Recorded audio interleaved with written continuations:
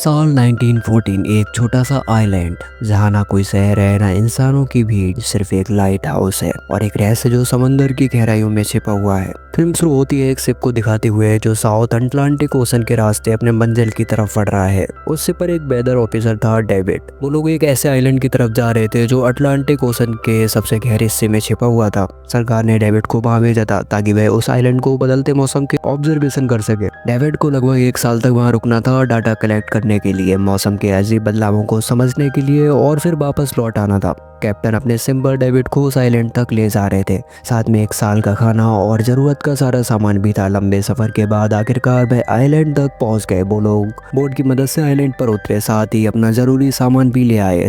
Island पर एक light house था और एक छोटा सा घर जहाँ डेविड को रहना था, क्योंकि इससे पहले भी एक वेदर ऑफिसर यहाँ रहता था, लेकिन अब उसकी ड्यूटी भी खत्म हो चुकी थी। आज से डेविड इस आइलैंड का नया वेदर ऑफिसर बन गया था और पुराना ऑफिसर रॉबर्ट अब कैप्टन एक्सेल के शिप में घर लौटने वाला था। लेकिन उस घर में जाकर वो लोग हैरान रह गए। किसी भी इंसान का नामो निशान नहीं था। रूम के अंदर फर्नीचर बिखरे हुए थे, सब कुछ उल्टा पुल्टा था।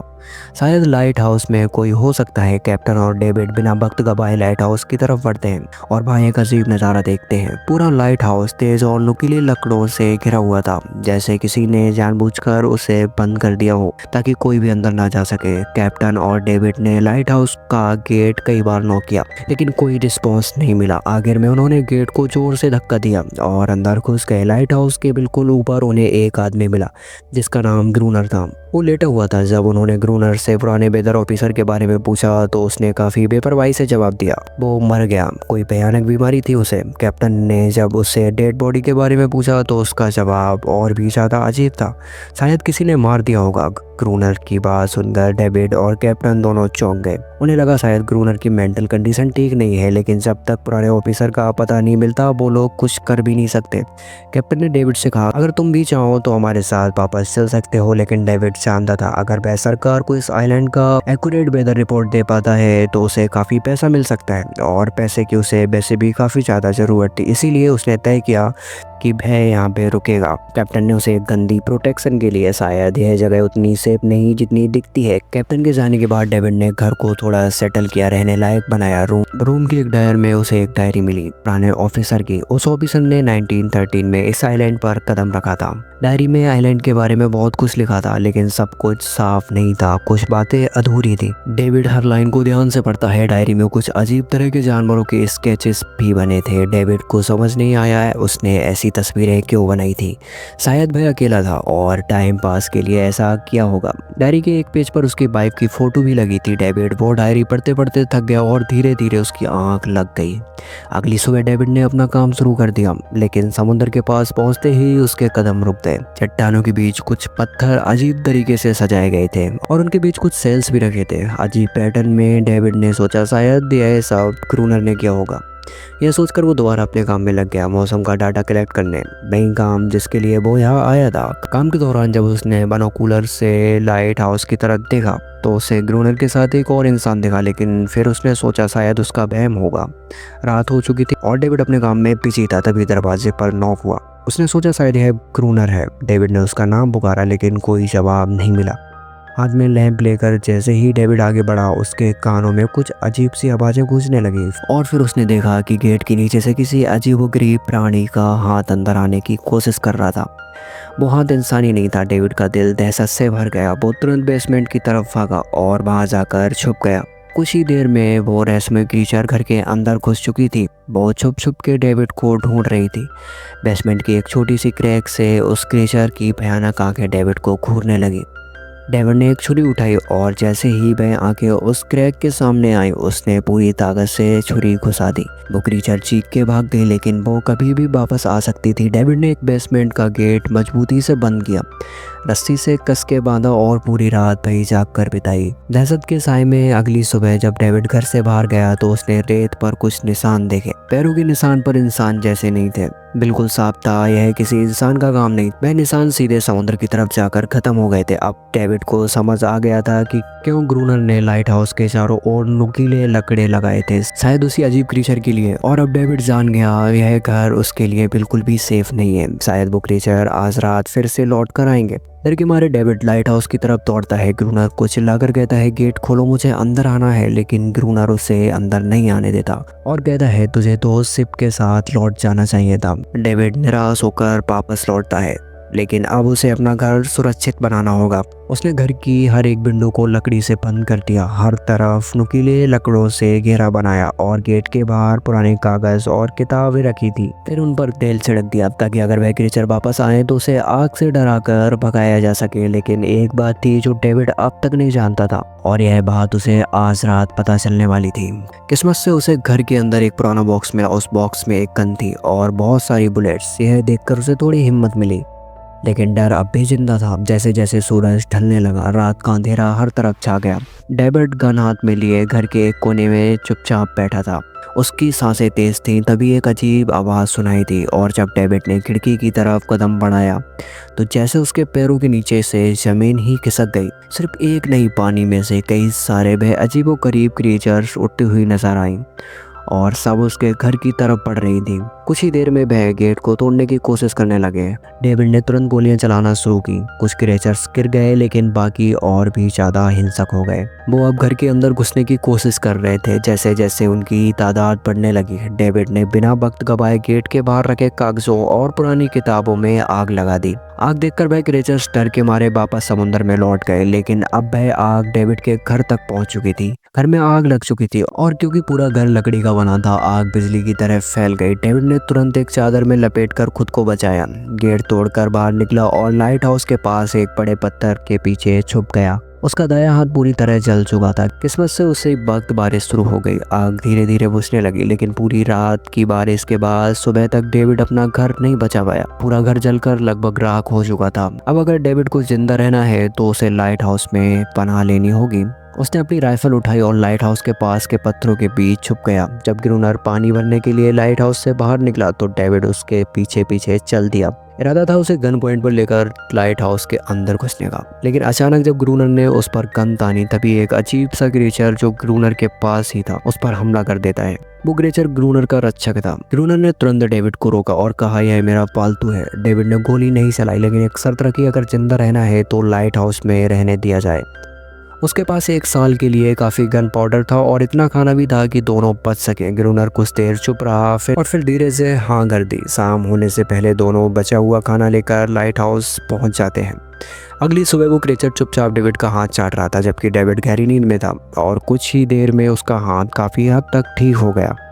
यह सब डेविड के लिए एक शौक था, लेकिन जो आंखों के सामने हो रहा था उस पर यकीन करना मुश्किल था। लाइट हाउस के टॉप पर डेविड ने देखा ग्रूनर उन बुलेट्स को काउंट कर रहा था जो उन्हें गन से मिली थी, और वो क्रिएचर अपने तरीके से ग्रूनर की मदद भी कर रहा था। इसका मतलब यह था कि यह जानवर पायलट नहीं है। डेविड अब ग्रूनर से उसके बारे में और जानना चाहता था और फिर यह सब दुनिया के सामने लाना चाहता था, क्योंकि यह किसी मेरिकल से कम नहीं था। एक अजीब सी फीमेल क्रीचर समुद्र के गहरे अंधेरों से उनके सामने थी। अगर इस क्रीचर का सच दुनिया के सामने आया तो डेविड और ग्रूनर दोनों दुनिया भर में मशहूर हो जाते, लेकिन ग्रूनर को यह सब नहीं चाहिए। वह इस आइलैंड से कहीं नहीं जाना चाहता था। ग्रूनर के पास कोई अपना नहीं था। उसके हिसाब से सोसाइटी में कोई भी अकेला नहीं रह सकता। हर किसी को किसी न किसी का गुलाम या नौकर बन के रहना पड़ता है।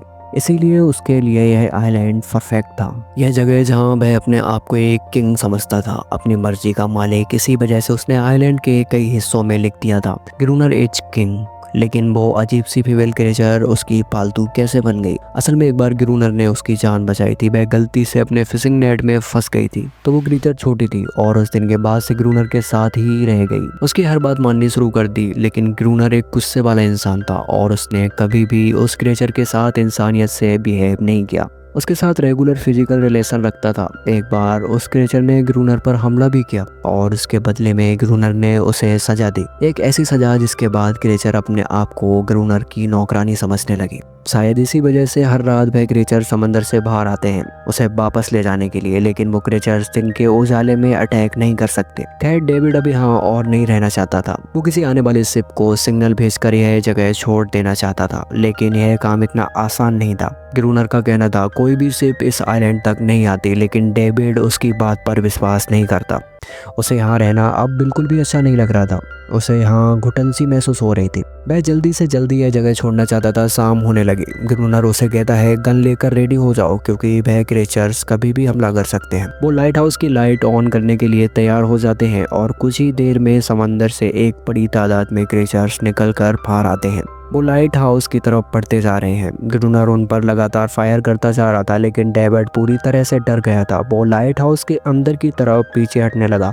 ग्रूनर के बार बार कहने के बाद वह बस एक कोने में चुपचाप बैठा रहा और कुछ ही देर में डेविड बेहोश हो गया। ग्रूनर अकेला उन क्रिएचर्स से लड़ता रहा। अगली सुबह ग्रूनर ने गुस्से में उसे उठाया और कहा, अगर तुझे लाइट हाउस में रहना है तो मेरी हर बात माननी पड़ेगी। रोजाना पानी भर के लाना पड़ेगा, लाइट हाउस के छोटे बड़े काम करना और रात को उसके साथ गार्ड ड्यूटी भी देना, चाहे डेविड चाहे या ना चाहे। यह सब करना उसके लिए मजबूरी बन गई थी। जिंदा रहने के लिए उसे लाइट हाउस में रहना ही पड़ेगा। डेविड अब ग्रूनर के सारे काम करने को तैयार था, लेकिन एक चीज थी जो उसे कभी पसंद नहीं आई। रोज रोज उस फीमेल क्रिएचर को अलग अलग तरीकों से फिजिकल टॉर्चर करना। लेकिन जो इंसान सालों से इस सुनसान आइलैंड पर अकेला रह रहा है, उसका मेंटल स्टेट थोड़ा बिगड़ना बनता है। डेविड भी कुछ ऐसा ही सोचता है। शायद ग्रूनर का दिमाग अब ठीक नहीं है, लेकिन फिर भी उसकी बात माननी पड़ती है।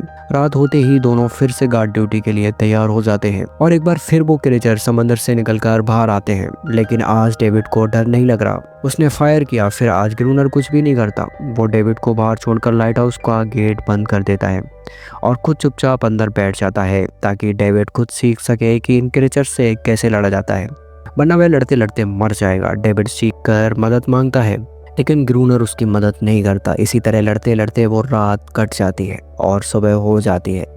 सुबह ग्रूनर ने देखा डेविड लाइट हाउस के गेट के बाहर खून में लथपथ बैठा है। अब उसने सीख लिया था इन क्रीचर्स से कैसे लड़ना है। उसके अंदर का डर खत्म हो चुका था। इसी तरह वक्त गुजरता गया। रात को उन क्रीचर्स से लड़ते हुए और दिन भर ग्रूनर के लाइट हाउस के काम को संभालते हुए यह आइलैंड अब उसके लिए एक बंद घर जैसा हो गया था। वो हर वक्त यह सोचता रहता कि यह जगह कब छोड़ेगा, कब आज़ाद होगा। समय के साथ साथ डेविड का उस फीमेल क्रिएचर के साथ एक अजीब सी दोस्ती बन गई थी। डेविड को उसके लिए बुरा लगने लगा था। अब उसे समझ आया था कि अपने लोगों को छोड़कर अकेला रहना कितना मुश्किल होता है। शायद वो क्रीचर भी कुछ ऐसा ही महसूस करती थी। डेविड ने उस क्रीचर को एक नाम भी दिया था, एनेरियस। और फिर एक दिन उन्होंने देखा कि क्रीचर्स के अटैक्स धीरे धीरे कम हो रहे हैं। डेविड सोचता है शायद सर्दियों में वह कहीं और चले जाते हैं, जैसे बेल्स करती हैं, या फिर शायद उन्हें समझ आ गया था इन दोनों से लड़कर कुछ नहीं मिलेगा। लेकिन ग्रूनर ने उसे साफ कह दिया, बिल्कुल नहीं, वो फिर से अटैक करेंगे। अब वो खुद को रिप्रोड्यूस कर रहे हैं, उनकी तादाद बढ़ती जा रही है। कुछ और दिन ऐसे गुजर जाएंगे। एक रात डिनर के बाद ग्रूनर और डेविड ने वक्त काटने के लिए चेस खेलना शुरू किया।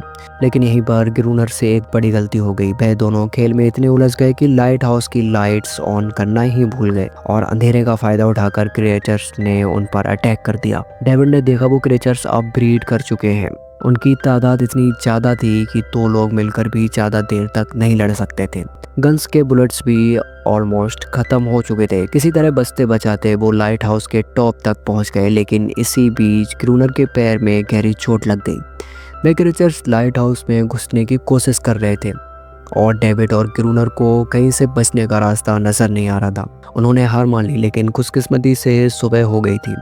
जैसे ही सूरज धीरे धीरे उभरता है, वे क्रिएचर्स लाइट हाउस छोड़कर समुद्र में वापस चले जाते हैं। अनारियस ग्रूनर के जख्म को ठीक करने की कोशिश करती है, लेकिन अब तक डेविड को समझ आ चुका था कि वह इन क्रिएचर्स के साथ यह लड़ाई जीत नहीं सकते। बुलेट्स भी अब खत्म होने के करीब हैं। उनके पास खाना भी इतना नहीं कि यह ज्यादा देर तक चल सके। अगले दिन खुशकिस्मती से जब डेविड लाइट हाउस के बाहर इधर उधर घूम रहा था, उसे समुद्र में एक जहाज दिखा। वह जल्दी से एक फ्लेयर गन लाया और जहाज को सिग्नल देने गया, लेकिन ग्रूनर ने उसे रोक दिया क्योंकि वह नहीं चाहता कि डेविड यहाँ से जाए। उसी वक्त अनारियस ने ग्रूनर पर हमला कर दिया। वो डेविड को ग्रूनर से बचाना चाहती थी। ग्रूनर किसी को भी यह आइलैंड छोड़ने नहीं देना चाहता था। यह आइलैंड उसकी अपनी दुनिया है, जहाँ वह एक किंग की तरह रहता है। एक सर्वेंट है जो उसकी हर बात मानती है। वह इस जिंदगी को छोड़कर शहर वापस नहीं जाना चाहता और वह डेविड को भी जाने नहीं देना चाहता था। इतने टाइम से अकेला रहने के बाद उसके पास कोई था जिससे वह बात कर सकता था। धीरे धीरे वो सेफ डेविड की आंखों के सामने समुद्र में गायब हो गई। अब उसके पास कुछ भी करने को नहीं था। ऐसे ही कुछ और दिन बीत गए। ग्रूनर डेविड और अनारियस दोनों के साथ अब भी बुरा बर्ताव कर रहा था, लेकिन अनारियस को वह खास तौर पर मारता था, जो डेविड को बिल्कुल पसंद नहीं था। एक दिन डेविड ने अनारियस को एक छोटी टॉय बोट गिफ्ट में दी, जो उसने बैल की हड्डियों से बनाई थी। शायद इससे अनारियस का मन थोड़ा हल्का हो जाए, लेकिन जब अनारियस ने उस बोट को देखा तो वह डेविड को आइलैंड के एक ऐसे कोने में ले गई जहाँ वाकई में एक असली बोट रखी थी। जब डेविड ने उस बोट के बारे में ग्रूनर से पूछा तो उसने कहा हाँ, उसे ऑलरेडी पता था कि आइलैंड के उस छोटे हिस्से में एक बोट है। कुछ महीने पहले एक आर्म स्मेलिंग शिप जो बहुत सारा गोला बारूद ले जा रही समुद्र में आए तूफान की वजह से इस आइलैंड के पास डूब गई थी। कुछ लोग इस आइलैंड तक बोट के थ्रू जिंदा पहुंच गए थे, लेकिन सुबह होने से पहले उनमें से कोई भी जिंदा नहीं बचा। सभी उस क्रिएचर्स का शिकार बन गए। यह सब सुनते ही डेविड के दिमाग में एक प्लान आया। उनके पास एक डाइविंग सूट जैसा कुछ था। अगर उनमें से कोई उस सूट को पहनकर समुद्र के उस हिस्से में डाइव करे तो हो सकता है उन्हें कोई बुलेट्स या डायनामाइट मिल जाए, जिससे उन मॉन्स्टर से लड़ना आसान हो जाएगा। लेकिन ग्रूनर ने उस बात से सीधा मना कर दिया।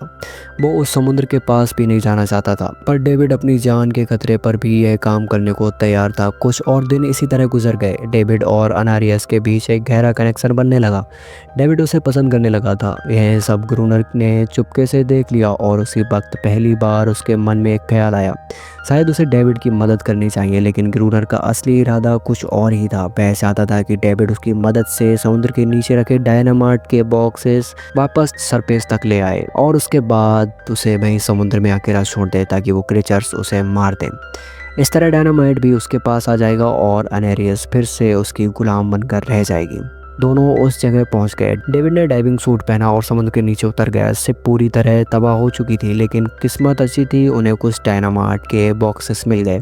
तभी अचानक सामने आ गया वो क्रिएचर। डेविड घबरा गया और गिर पड़ा। आयरन डाइविंग सूट इतना भारी था कि वो हिल भी नहीं पा रहा था। वो ग्रूनर को ऊपर सिग्नल भी नहीं भेज पाया। ग्रूनर को लगा कि शायद वो क्रिएचर्स डेविड को मार चुके हैं, लेकिन असल में वहाँ सिर्फ 2 छोटे बच्चे थे। डेविड ने पानी के नीचे प्रेशर बनाया और अपना डाइविंग सूट वहीं छोड़ दिया। वह सरफेस तक खुद तैर कर आ गया। उन्हें वहाँ कुछ पुराने बॉक्सेस मिले जिनमें डायनामाइट थे। उन्होंने लाइट हाउस के आसपास 2 लेयर्स में डायनामाइट बिछा दिया ताकि जब अगला हमला होगा तो मॉन्स्टर को एक ही बार में ख़त्म कर सके। कुछ महीने बीत गए और बर्फ़ गिरने लगी, लेकिन एक बार फिर वो क्रिएचर्स गायब हो गए। अटैक बंद हो चुके थे। अब उनका मेन काम था लाइट हाउस चलाना और हमेशा की तरह पहरा देना। ग्रूनर का सब अब टूट चुका था। शायद अनेरियस ने उन मॉन्स्टर को डायनामाइट वाले प्लान के बारे में बता दिया था, इसीलिए अब वह अटैक नहीं कर रहे थे। ग्रूनर गुस्से से पागल हो गया और अनेरियस को पीटना शुरू कर दिया, लेकिन डेविड ने उसे रोक लिया। आखिर में दोनों ने मिलकर एक नया प्लान बनाया, लाइट हाउस का मेन गेट खुला छोड़ने का, ताकि जैसे ही वे क्रिएचर्स पास आए डायनामाइट से उड़ा दिया जाए। कुछ ही देर में वो क्रिएचर समुद्र से बाहर निकलने लगे। वो सीधे मेन गेट की तरफ बढ़े और अंदर घुसते ही डेविड पर हमला कर दिया। डेविड भी हिम्मत दिखाता है और उन मॉन्स्टर से टकराता है। जैसे ही वे क्रिएचर्स लाइट हाउस के पास पहुंचते हैं, ग्रूनर डायनामाइट का लीवर दबा देता है, लेकिन ब्लास्ट नहीं होता। डेविड ने उसका कनेक्शन खोल दिया था। वो उससे दोबारा जोड़ना भूल गया था। डेविड तुरंत ऊपर भागता है और डायनामाइट का वायर जोड़ना शुरू कर देता है। तब तक वे क्रिएचर्स लाइट हाउस पर चढ़ने की कोशिश कर रहे होते हैं, जिन्हें सिर्फ ग्रूनर अकेला रोकने की कोशिश कर रहा था। जैसे ही कनेक्शन पूरा होता है, डेविड पहला लेयर उड़ा देता है। कई सारे क्रिएचर्स ब्लास्ट में खत्म हो जाते हैं, लेकिन अभी भी काफी मॉन्स्टर लाइट हाउस पर हमला करने लगे थे। इसी वजह से ग्रूनर दूसरा लेयर भी ब्लास्ट कर देता है। दोनों इस भयानक धमाके में बेहोश हो जाते हैं। अगली सुबह जब दोनों होश में आते हैं, एंड्रियस वहां नहीं थी। मरे हुए क्रिएचर्स चारों तरफ बिखरे पड़े थे। ग्रूनर्स ने उन सबको मार दिया था, लेकिन वो जिंदा थे और जख्मी थे। तभी डेविड की नजर उनमें से एक के गले पे लटके हुए नेकलेस पर पड़ी और उस मोमेंट पर डेविड को अपने सबसे बड़ी गलती का एहसास होता है। जिन क्रिएचर्स को वो अब तक वायलेंट समझते आए थे, वह भी इंसानों की तरह सिविलाइज्ड थे, सिर्फ बोल नहीं सकते थे। शायद उनका लाइट हाउस पर हमला करना किसी वजह से था, लेकिन ग्रूनर के लिए यह सब बेकार बातें थी। उसके लिए वो इस आइलैंड का किंग था और हर किसी को उसका हुक्म मानना पड़ता था। उस दिन के बाद वो क्रिएचर्स फिर कभी वैसे अटैक नहीं कर पाए, लेकिन हर दिन समुद्र के किनारे से एक रोती हुई आवाज आती थी। डेविड को अब तक नहीं पता था कि उनका कितना बड़ा नुकसान कर दिया था। कितनी फैमिलीज टूट गई, कितने बच्चों ने अपने लोग खो दिए सिर्फ एक गलत फैमिली की वजह से।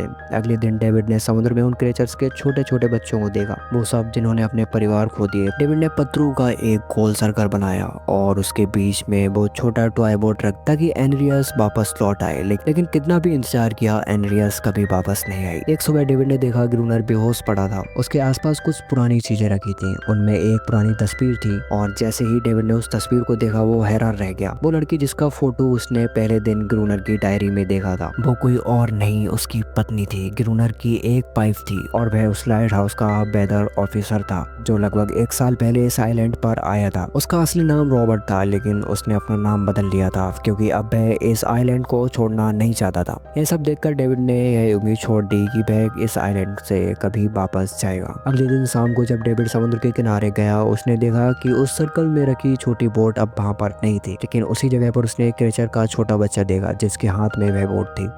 डेविड ने अपनी टॉर्च उस सर्कल के बीच में फेंक दी ताकि वह दिखाए कि उसका इरादा लड़ने का नहीं है, उसे किसी को चोट नहीं पहुंचानी, वह उनके साथ दोस्ती करना चाहता है। कुछ ही देर बाद समुद्र के लहरों से अनारियस निकलती है और उसके पीछे पूरे क्रेचर्स का ग्रुप भी समुद्र से उभर आता है। लेकिन इस बार कोई भी डेविड पर अटैक नहीं करता क्योंकि वह भी अब शांति चाहते थे। उनका इरादा सिर्फ एक सेफ जगह पाने का था, अपने बच्चों के लिए, जो हर एक जानवर करता है। उन्हें इस आइलैंड पे इंसानों की अचानक एंट्री बिल्कुल पसंद नहीं आई, इसीलिए उन्होंने हर रात अटैक किया। लेकिन यह बात ग्रूनर को कौन समझाए, वह तो अब भी खुद को इस आइलैंड का किंग मानता है। ग्रूनर लाइट हाउस से बाहर आता है, हाथ में बंदूक लेकर। डेविड उसे समझाने की कोशिश करता है यह क्रेचर्स लड़ना नहीं चाहते, यह शांति चाहते हैं, लेकिन ग्रूनर किसी की नहीं सुनता। वह अनारियस को चीख कर कहता है अंदर चली जाओ, लेकिन यह पहली बार था जब अनारियस ने उसकी बात नहीं मानी क्योंकि अब वह उसकी नौकरानी नहीं रही, अब वह सिर्फ एक माँ थी जो अपने बच्चों के लिए खड़ी थी। ग्रूनर अंदर से कमजोर महसूस करने लगा क्योंकि अब कोई भी उसका हुक्म नहीं मान रहा था। गुस्से से उसने लाइट हाउस की तरफ कदम बढ़ाए। डेविड को लगा शायद ग्रूनर अब समझ गया होगा कि हर एक जानवर आजादी चाहता है, कोई भी किसी का गुलाम बनकर नहीं जीना चाहता। लेकिन ग्रूनर समझदार इंसान नहीं था। जैसे ही वह लाइट हाउस पर पहुंचा, उसने सिग्नल गन से एक फ्लेयर छोड़ी जो सीधा जाकर एक छोटे क्रेचर के बच्चे से टकरा गई। उस बच्चे की तुरंत मौत हो गई। सभी क्रेचर्स डर के मारे भाग गए और अनारियस ने भी डेविड पर से अपना पूरा भरोसा खो दिया।